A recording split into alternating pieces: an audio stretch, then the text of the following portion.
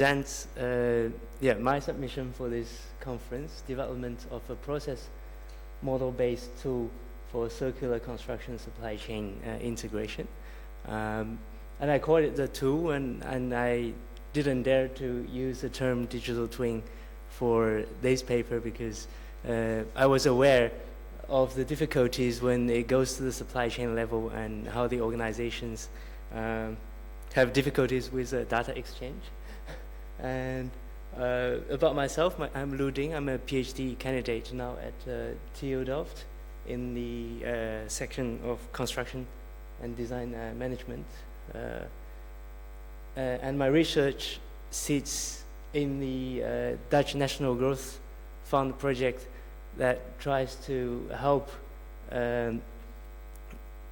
construction organizations in the whole ecosystem to innovate towards a more circular and bio-based economy. And as a part-time job, I'm also a founder of a small business in the Netherlands. And we focus on trade and OEM, which is a business challenged by the circular ideas and all the EU regulations. So I see that both a threat and opportunity. And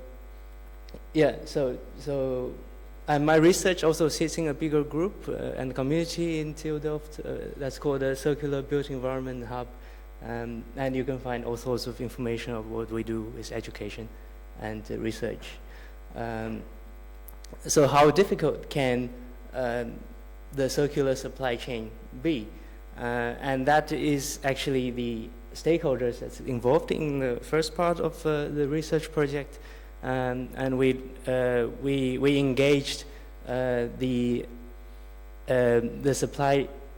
suppliers of aluminium and glass facades of the construction industry in the Netherlands.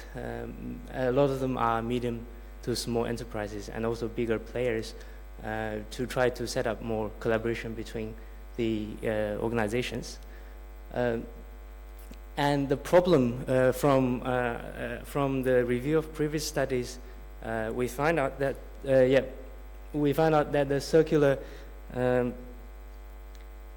construction is already present. The circular supply chain is there, but it's just happening at a less structured manner, and a lot of practices encounters challenge, for example, higher costs and more quality assurance issues. For example, in this picture, a contractor stores windows from one renovation project, and they will try to find a new user for a new one. And there's missing links between this reverse logistics system and the forward logistics.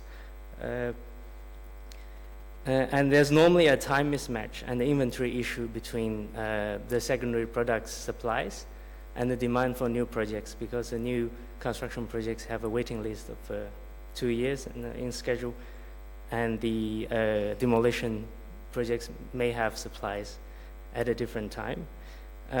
All that results in a higher risk in for the reverse logistics practices and the circular supply chain.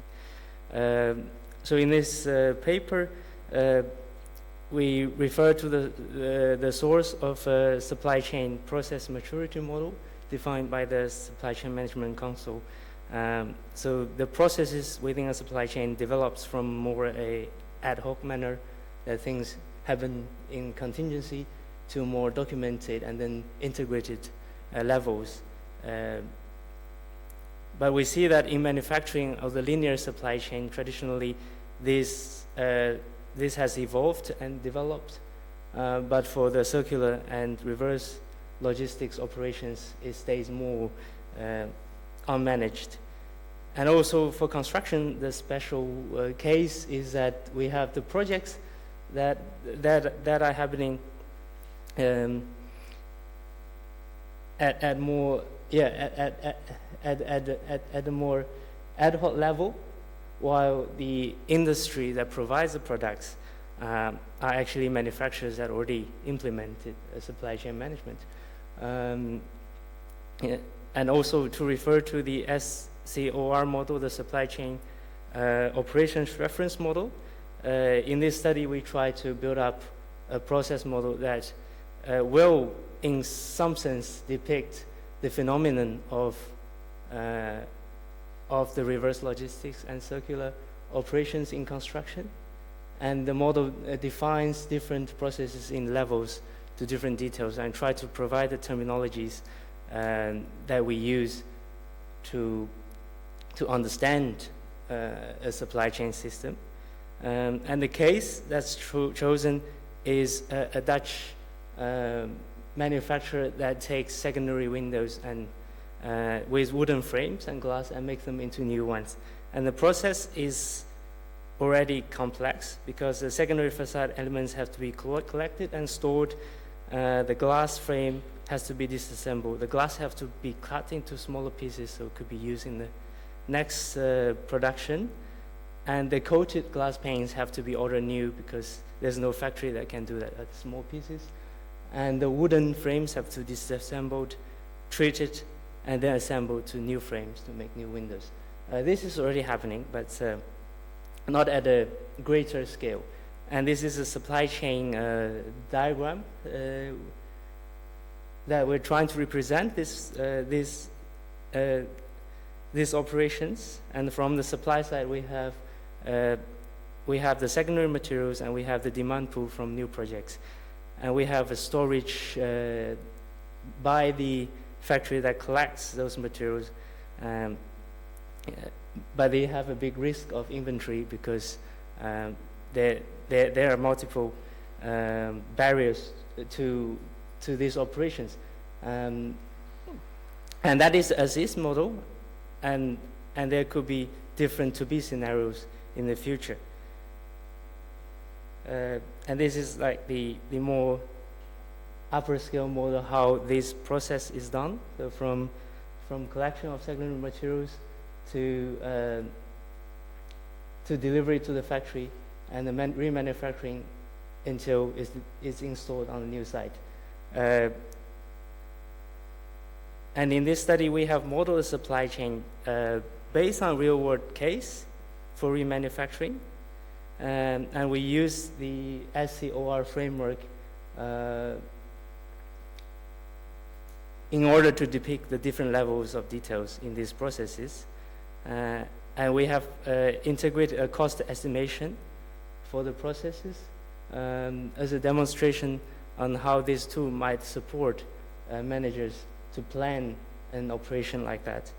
And in the end, we integrate a web-based UI using the Camuna platform, which is a process modeling tool, but also offers an API to build a process execution tool.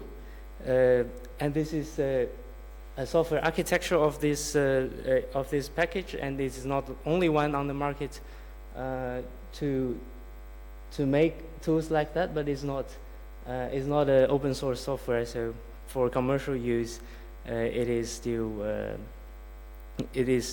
paid, and it offers a UI itself that you can access the processes in a BPMN diagram. And this is a demonstration of the simple tool in this project. So the tasks could be executed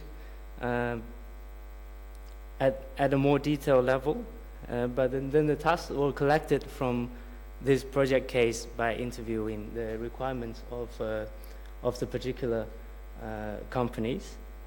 And then in this demonstration, the manager of the project can put in required data for a simple cost estimation of whether this project in this particular situation could be feasible.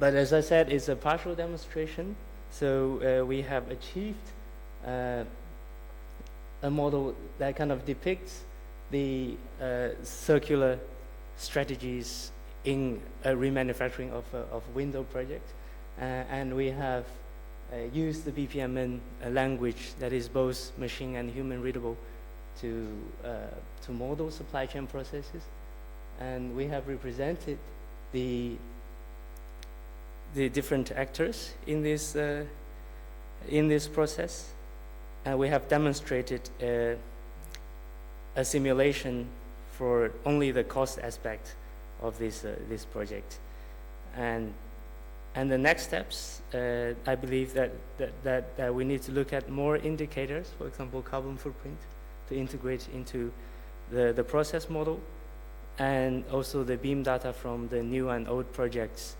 that is involved. And that could also mean that the scale of this remanufacturing supply chain could be more scalable if we have more projects that is coming in and going out. This will definitely impact the scenarios in the 2B model. And also, we'll be looking at how to monitor this supply chain in terms of performance. Because a lot of those organizations, they either don't have an ERP system, or they wouldn't be willing to share the data with other organizations. So that will be also a challenging next step. And finally, I give acknowledgement to my supervisors and also the project manager for our research program. Thanks.